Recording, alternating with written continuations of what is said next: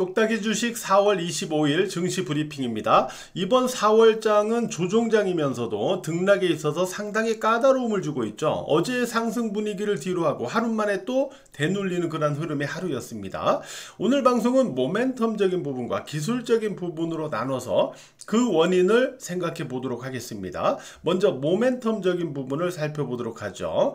자, 메타가 1분기 실적을 발표를 했는데요. 지난 1분기 364억 6천만 달러의 매출, 4.71달러의 주당 순이익을 기록했다고 밝혔습니다. 자, 이것은 시장 전망치를 모두 뛰어넘는 그런 호실적이었어요. 매출은 또 1년 전보다 27% 급등했고요. 순이익은 전년 같은 기간 대비 2배를 넘어서는 그런 호실적이었습니다. 그런데도 시간 외로 메타의 주가는 하락세를 나타내고 있죠. 그 이유는 2분기 매출을 회사 측에서 365억 달러에서 390억 달러 이렇게 추정해서 내놨어요. 그래서 그 중간값, 추정치 중간값이 377억 달러인데 이게 지난해 같은 기간보다 18% 늘어난 수준이지만 시장 전망치 383억 달러 시장 평균 전망치입니다. 383억 달러에는 미치지 못했다라고 해서 시간외로 주가가 하락하는 거죠. 그러니까 우리가 언뜻 보면 실적의 내용이 나쁘진 않은데 시장의 전망치보다 작다고 해서 이제 시간외로 주가가 하락하는 건데 그 이유는 뭐냐면은 통상 메타의 이 월봉 차트상의 이 주가 흐름을 보세요. 많이 올라갔죠. 주가가 이렇게 많이 올라가면서 이 주가가 올라가는 만큼 이 기업에 대한 실적에 대한 기대치 역시 올라간다는 거예요. 기대치가 커져 있기 때문에 뭐 호실적을 발표를 해도 기대치에 미치지 못하면 주가가 빠지는 겁니다. 왜? 주가가 많이 올라간 상태에서 기대에 미치지 못하니까. 그런 현상을 지금 보여주고 있는 겁니다. 그래서 우리가 일각에서는 이 상황을 갖다 놓고 왜 이렇게 돈을 못 버냐, AI로 왜 이렇게 돈을 못 버냐, AI 비관적으로 이렇게 말하는 상황도 일각에서 있는 것 같아요. 그러나 이거는 좀 너무 성급한 결과입니다. 우리가 이 내용에서도 보다시피 메타는 이 AI 쪽에 대한 투자금을 더 올려잡았어요. AI로 돈을 못 벌고 안 좋은 상황인데 왜 이런 기업에서 AI 쪽에 투자를 오히려 더 늘릴까요? 네.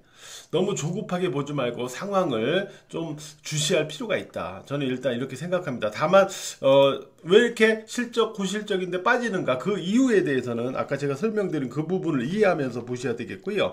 아무튼 주가가 많이 올랐던 기업의 경우는 실적 발표를 앞두고 기대를 하면서도 또 메타와 같이 어떤 상황 변수가 있을지도 모른다. 이런 경계하는 투자 심리 이런 부분도 있다. 이런 부분이 또 오늘 같은 증시의 흐름에 또 영향을 줄 수도 있는 거죠. AI 기업 실적의 경우는 궁극적으로는 엔비디아의 실적에 가장 주목할 겁니다. 실제적으로도 엔비디아 실적이 미치는 영향이 가장 클 것이고요. 엔비디아 실적은 5월 22일에 발표가 됩니다. 좀 아직 시간이 좀 남아있죠. 근데 엔비디아의 전년 대비 지난해 3분기 이 주당 순이익을 보면은 그 2022년도 3분기 대비 그러니까 1년 전 대비 거의 4배가 넘는 그러한 증가가 나타납니다. 그리고 지난해 4분기의 주당 순이익도 그 2022년도 그러니까 1년 전 4분기에 주당 순이익 대비 5배 가까이 이렇게 급증하는 그런 모습을 보여주고 있죠. 지난해 매출액 역시 1년 전보다 지금 보시면 거의 4배 가까운 증가세를 나타냅니다. 이렇게 주당 순이익과 매출이 지난해 3분기, 4분기로 이렇게 급증했던 그런 엔비디아의 실적이다 보니까 5월 22일에 발표되는 실적에 대한 기대치도 있을 거예요. 물론 일각에서는 실적의 증가율 자체는 둔화될 것이다. 이렇게 전망을 내놓는 데도 있지만은 어쨌든 앞서서 이렇게 증가세가 나타났기 때문에 실적에 대한 기대치는 여전히 있을 겁니다. 그래가지고 결국에는 엔비디아가 지금 매물 소화를 거치고 있긴 하지만은 5월 달에 가서는 이제 실적 발표를 앞두고 주가가 다시 좀 회복세를 보이지 않을까 이렇게 예상을 하는데, 다만 우리가 엔비디아의 일봉 차트를 한번 볼게요. 일봉 차트를 보시면은 우리가 지난번에도 한번 그림을 제가 이렇게 그려드렸던 적이 있는데, 바로 요 그림입니다. 요 그림. 요 그림을 이렇게 보시면요. 우리가 어떤 이평선에 대해서 이렇게 데드 크로스를, 그러니까 아래로 깨고 내려가는 데드 크로스를 만드는 A형의 패턴과 이평선이 두 개가 만나면서 이렇게 턴해서 돌아가는 이러한 B형의 패턴이 있다고 그랬죠. 물론 B형의 패턴이 긍정적이고 A형의 패턴은 계속 저항을 받으면서 조정을 만들 수 있는 그러한 여건이라고 그랬었죠. 근데 엔비디아의 일봉 차트를 보시면은 60일 이동평균선과 5일 이동평균선이 이렇게 맞닿는 자리에서 주가가 위로 올라가면은 이게 B형의 패턴처럼 턴해서 들어갈 수가 있는데, 간밤에 음봉으로 깨고 내려가면서 5일 이동평균선이 60일 이동평균선을 A형의 패턴처럼 약간 깨고 내려갔어요. 그래서 오늘 밤에 엔비디아의 주가가 60일 이동평균선 위로 움직여준다면 다행이죠, 이거는. 그러나 5일 이동평균선 아래로 뭐 추가로 눌리거나 이래버리면은 A형의 패턴에서의 어떤 매물 소화 구간이 아직 지속되는 과정이다, 이렇게 볼 수도 있는 거예요. 그죠? 그래서 단기적으로는 약간의 이런 부분이 오늘 국내 증시에도 영향을 미쳤다, 이렇게 봅니다. 물론 엔비디아의 월봉 패턴을 보시면요, 이거는 고점을 오히려 넘겼다가 이격 구간에서 지금 이번 4월에 조정을 받는 거거든요. 이런 패턴은 그냥 꺾이지 않습니다. 오히려 4월에 조정을 받고 나서 5월에는 아까도 말씀드렸던 그런 실적 발표를 앞두고 다시 또 대반등하는 그런 상황이 만들어질 수 있어요. 그래서 이번 4월까지는 그냥 엔비디아 매물 소화 구간이구나, 차라리 이렇게 인정하고 보는 게 더 속 편할 수도 있다, 이렇게 좀 말씀을 드리고 싶고요. 그 다음에 그 PC 물가지수 내일 발표를 앞두고 이 경계 심리도 여전히 나타나고 있습니다. PC 물가지수는 연준이 통화정책을 결정하고 물가 안정성을 모니터하는 데 있어 갖고 CPI와 함께 중요 도구로 활용이 됩니다. 그러니까 금리 결정을 하는 데 있어서 중요한 지표다라고 보시면 되겠죠. 그래서 3월 CPI 같은 경우는 3.2에서 3.5%로 이렇게 올라갔죠. 자, 이 상황에서 3월 PC 같은 경우도 어떻게 나올 것이냐 하는 건데, 지금 시장의 전망치는 2.6%입니다. 자, 이거와 비교해서 그 위로 나타나면, 그러니까 2.6%보다 위로 나타날 경우에는 CPI와 PC가 모두 위로 올라가는 현상이니까, 이 경우에는 금리나 기대감이 또 후퇴할 수 있는 그런 여건이 되어버리죠. 물론 2.6% 아래로 나온다면야 이거는 긍정적이니까 증시에 뭐 긍정적인 영향을 주겠지만 말이죠. 과연 2.6% 대비 어떤 결과가 나오는지를 우리가 살펴봐야 되겠고요. 그리고 또 한 가지는 이제 이런 부분도 있었어요. 바이든 대통령이 7개 경합주에서 트럼프의 6%포인트 뒤처진다, 이런 소식이 있었어요. 자, 이런 부분도 한국 증시에는 좀 부정적이죠. 트럼프가 과거에 이제 관세와 부담금 등으로 한국을 압박했던 그러한 전례가 있기 때문이죠. 7개 경합주 중에 바이든은 미시간주에서만 앞섰고 조지아, 애리조나, 네바다 등에서는 뒤처진 것으로 이렇게 나타났네요. 이런 부분들이 뭐 좀 영향을 줬다라고 볼 수 있고, 오늘 한국 증시 그 기술적인 부분을 보면은, 자, 보죠. 코스피 지수 같은 경우는 어제의 강세를 뒤로 하고 다시 하루 만에 대밀리면서 오늘 47포인트 빠졌죠. 5일 이평선 살짝 아래로 마감됐어요. 외국인 선물 같은 경우가 지금 보시면은 제가 이렇게 네모칸 3개를 해놨는데, 최근 들어서 보면 환매수하고 나면 다음날 또 다시 매도합니다.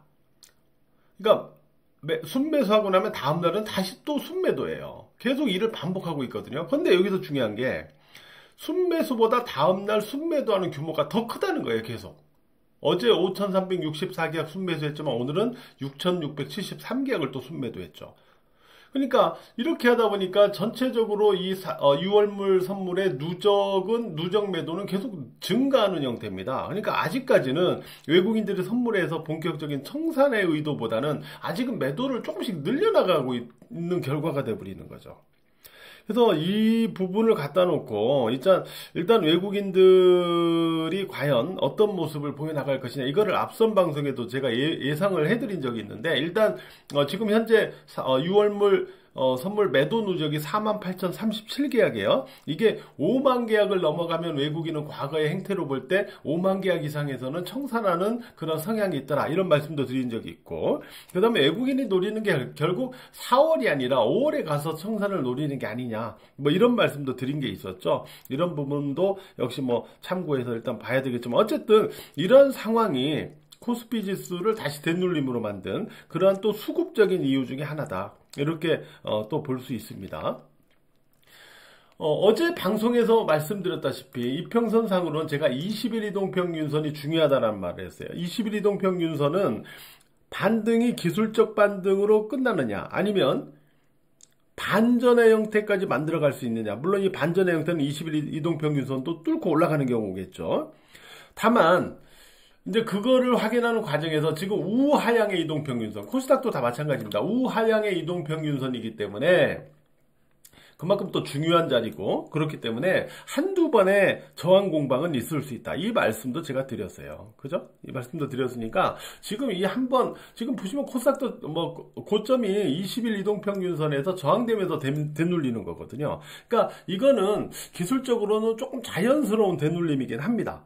이게 곧바로 뚫고 올라가기는 어려웠거든요. 그래서 결국 코스피나 코스닥 지수 모두 기술적으로는 20일 이평선 저항선에서 한번 되눌린 거다, 이렇게 이해하시면 되는데, 여기에서 이제 우리가 체크할 포인트가 있어요. 뭐가 있냐면은 만약에 이 되눌림이 5일 이동평균선 쪽에서 지지가 되면서 움직이거나, 아니면 지지가 되면서 다시 대반등을 시도하거나 이러면은 20일 이동평균선에 대해서 다시 재도전을 하는 패턴이 되겠죠. 그러나 5일 이동평균선을 깨고 내려가면, 자, 원바닥 이후에 쌍바닥의 형태를 만드는 그러한 형태로 진행될 수도 있다라는 거죠. 그죠? 근데 여기도 중요한 게 5일 이동평균선 깨고 내려가서 쌍바닥식으로 가더라도 이건 또 관악폭 영역이에요. 다시 또 추격 매도 영역이 아니라 또 저가 매수의 기회점을 찾을 수 있다는 거예요. 이런 부분도 좀 염두에서 봐주시기 바라고요. 너무 그러니까 이 부분에 너무 불안감을 느낄 필요는 없는데, 다만 5일 이평선을 깰 경우에는 쌍바닥점을 어디에서 만드는가, 이런 부분도 우리가 같이 확인하면서 타이밍을 찾는 게 좋겠죠. 아무래도. 그죠? 제가 똑딱이 방송 초기 동영상에 있을 텐데요. 저가와 저점과 고점을 낮추면 하락 추세고, 저점과 고점을 높이면 상승 추세로의 변화가 나타나는 것이다, 이런 말씀을 드린 동영상이 있을 거예요. 제 똑딱이 초기 동영상에. 근데 우리가 이런 종목을 보세요. 대창단조 같은 종목 보세요. 이런 종목을 이렇게 보시면은 주가가 저점과 고점을 계속 낮추면서 하락을 하는 기조를 갖고 있다가 갑자기 고점을 높여나가죠. 이런 종목들의 패턴이, 흐름의 성질이 바뀌는 거거든요. 그래서 제가 지금 무슨 말씀을 드리고 있는 거냐면은, 지수도 그렇고요. 지수도 되눌리더라도 저점을 높여서 흐름을 잡아나가는가, 패턴을 잡아나가는가를 보자는 거예요. 만약에 되눌리더라도 저점을 높여서 등락을 만들어가는 걸 보자는 거예요. 이해가 되시죠? 그리고 종목도 마찬가지입니다. 종목도 저점과 고점을 낮추는 형태에서는 그냥 너무 무리하게 매수하지 마시고 관망을 하세요. 그러다가 저점과 고점을 높여나가거나 저점을 높여나가거나 이런 형태로의 흐름 변화가 나타나면 그때 매수를 하시면 됩니다. 알았죠? 그래서 오늘은 어제 올랐던 종목들 주가가 대부분 다시 되눌렸는데요. 어제 말씀드린 주요 종목 기준선 제가 체크해드렸죠. 확인 체크하시고요. 되눌려도 관악폭 영역이 되는 종목과 되눌려도 저점을 높여나가는 시간 외 종목에 단일가 거래가 종료되었습니다. 바랍니다. 자, 오늘 하루도 매매하시느라고 대단히 고생들 많으셨습니다.